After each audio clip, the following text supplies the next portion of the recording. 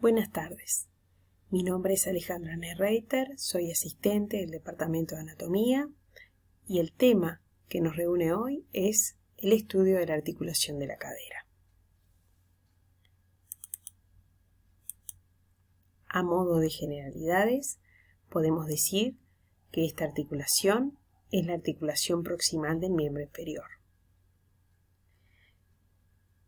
que forma parte del esqueleto singular, es decir, la cintura pelviana, y que constituye un verdadero punto de unión entre el miembro inferior y el tronco.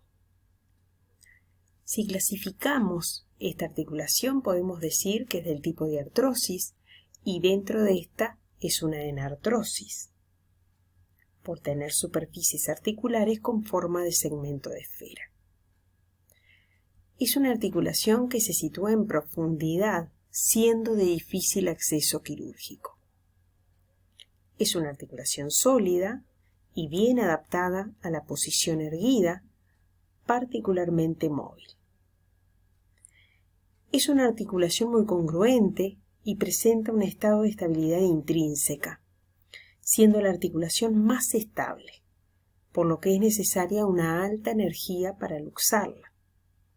Estas características están en oposición con las de su homóloga del miembro superior, la articulación escapulohumeral.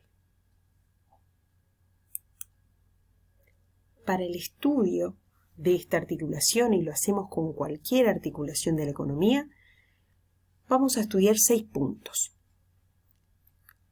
En primer lugar, las superficies articulares que se ponen en contacto.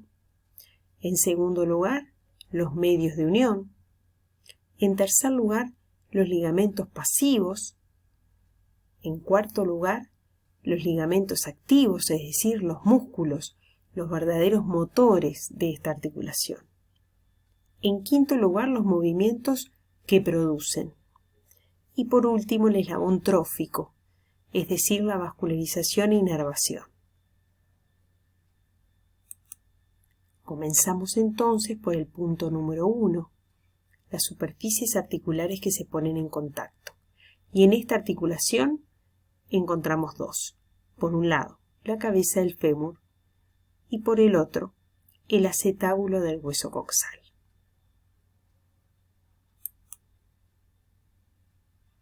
Vamos a comenzar con la cabeza del fémur. El fémur constituye por sí solo el esqueleto del muslo. Es un hueso largo y, como todos los huesos largos, podemos reconocer una diáfisis y 2 epífisis, una epífisis superior y una epífisis inferior. La cabeza pertenece a la epífisis superior y es una verdadera superficie articular que representa los 2/3 de una esfera de aproximadamente 40-50 milímetros de diámetro. Es ligeramente más larga en sentido cefalocaudal que transversal. Está unida al cuello del fémur por un plano subcapital que mira hacia adentro, arriba y adelante. Por su centro geométrico pasan los 3 ejes de movimiento de la articulación. Por detrás y debajo de su vértice presenta una depresión ovalada irregular, llamada fovea capitis o fosita del ligamento redondo, la cual, en una parte de la misma, alojará al ligamento del mismo nombre. A excepción de esta fovea capitis, el resto de la cabeza femoral está revestida completamente por cartílago articular de tipo hialino, que adquiere su mayor espesor en el sector superior, siendo responsable de la transmisión de la mayor parte del peso corporal. El cuello femoral forma un voladizo, o también llamado brazo de palanca, que transmite el peso corporal desde la cabeza hacia la diáfisis femoral. el eje mecánico del miembro inferior, que pasa por las articulaciones de la cadera, de la rodilla y del tobillo, deja por fuera a este cuello femoral. Y eso supone enormes fuerzas de cizallamiento en la base del cuello.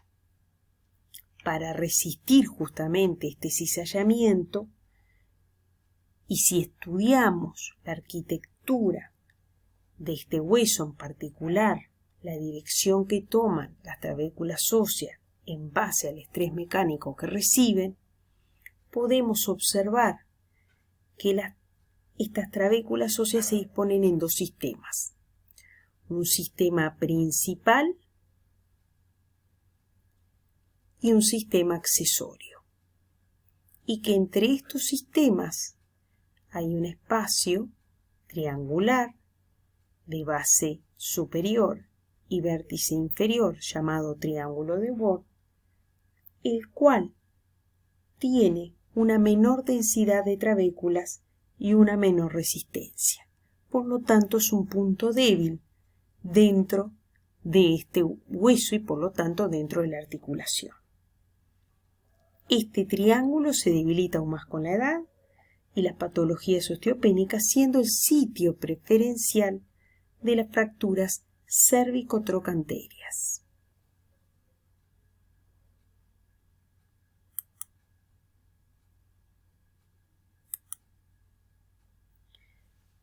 La otra superficie articular que tenemos que estudiar es el hueso coxal.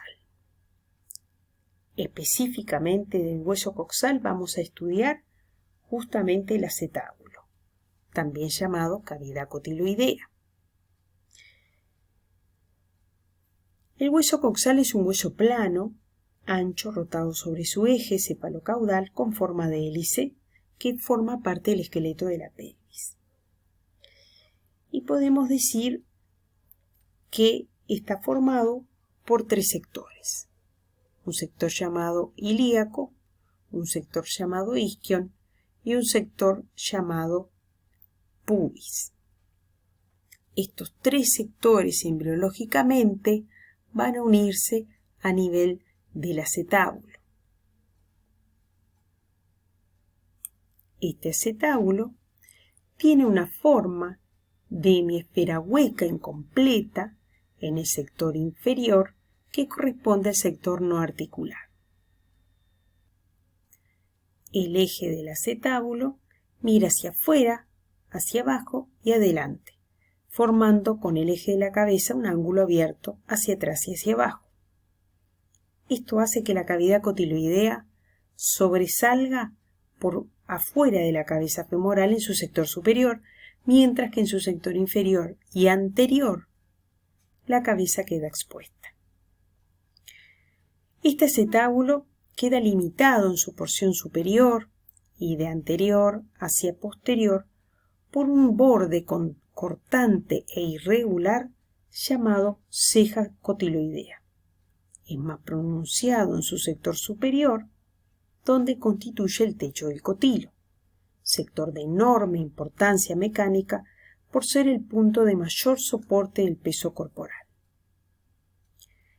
Esta ceja cotiloidea está enmarcada por tres escotaduras, que son remanentes de las soldaduras de las tres piezas que dijimos que formaban el hueso coxal, siendo la más pronunciada de todas la escotadura isquio-pubiana.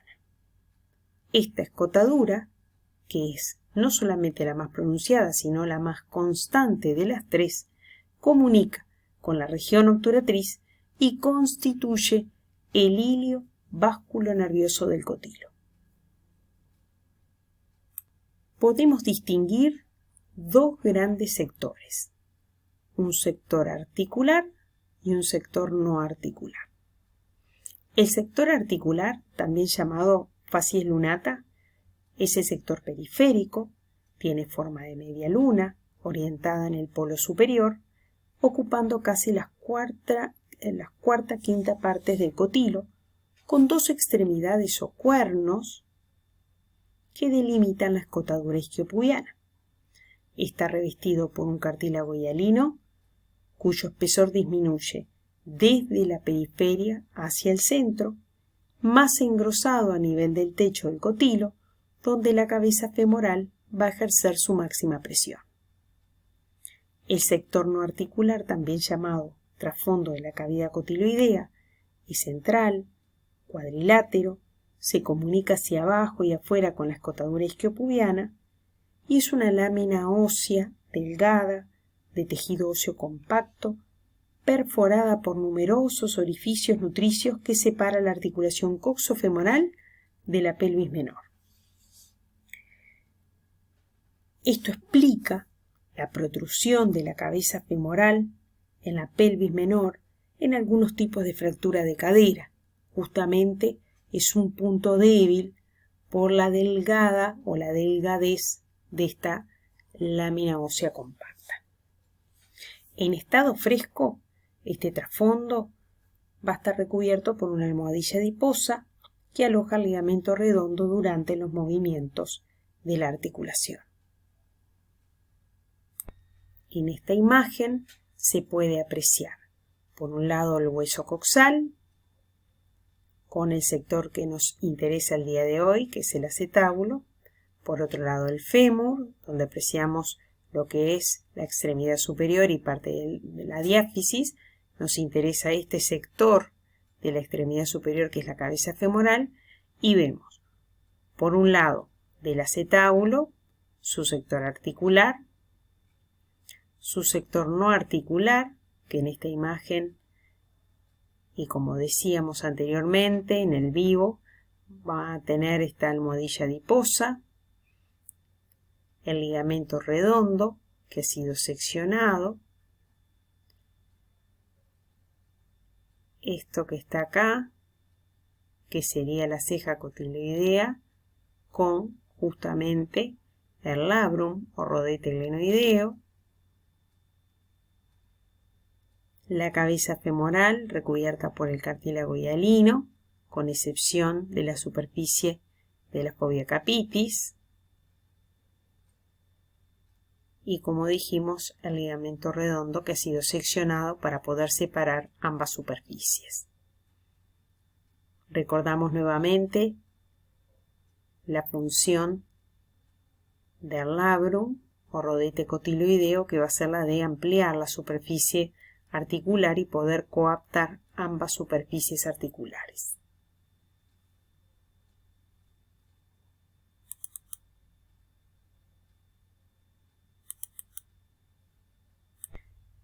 Estudiando el desarrollo filogenético de las diferentes estructuras que van a involucrar a esta articulación coxofemoral, vemos que en la posición erecta no hay coincidencias de las superficies articulares, siendo necesarios movimientos de flexión, de abducción y de rotación externa, lo cual va a ser el resultado de la evolución cuadrúpeda a bípeda. Y esto es un hecho que me parece importante recalcarlo. Dentro de los componentes intraarticulares que posee esta articulación son dos a destacar. Por un lado, el labrum o rodete glenoideo, que dijimos que era aquel fibrocartílago o aquella estructura fibrocartilaginosa que se insertaba en la ceja cotiloidea y que nos permite justamente la coaptabilidad de ambas superficies articulares, siendo una estructura que aumenta notablemente el área articular del cotilo, de tal manera que la cabeza femoral queda estrangulada por el rodete cotiloideo, siendo un verdadero medio de unión articular y favoreciendo la congruencia y estabilidad de la articulación. El otro elemento a destacar es el ligamento redondo, del cual vamos a hablar más adelante.